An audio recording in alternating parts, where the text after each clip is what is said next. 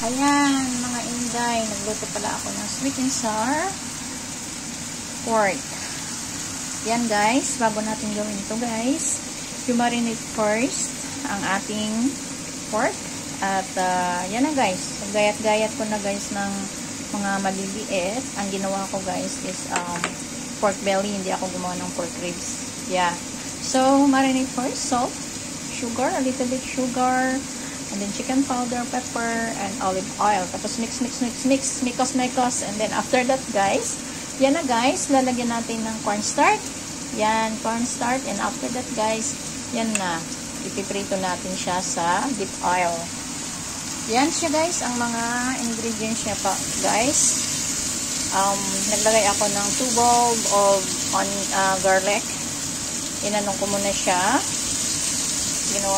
Pinirito ko muna siya, and then naging golden brown, at saka nilagay ko yung bell pepper, and then ang ating pineapple. So ang sabaw nito ng pineapple, yun na rin ang pinangsabaw ko, no water na guys na nilagay ko. And then put this one guys, yan na yan siya guys, yan.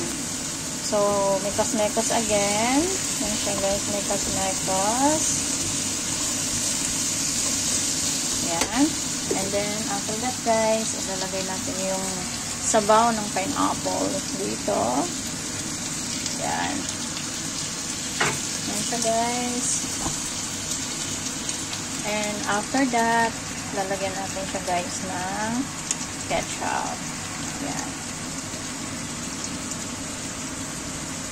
Kayo na magtansya yan guys. Ako tinatansya ko lang yan siya guys. Yan. And then, mekos again, guys. Yan. Yan na siya, guys. Okay na siya. Kasi na-marinate naman natin na yung pork. So, hindi na natin lagyan ng maraming kung ano-ano pa na panlasa. Kasi baka masubraan. Kalalagay, guys. Maalat lang. So, yan na yan siya, guys. So, yan. Luto na guys ang ating pork sweet and sour. Yan. Thank you for watching.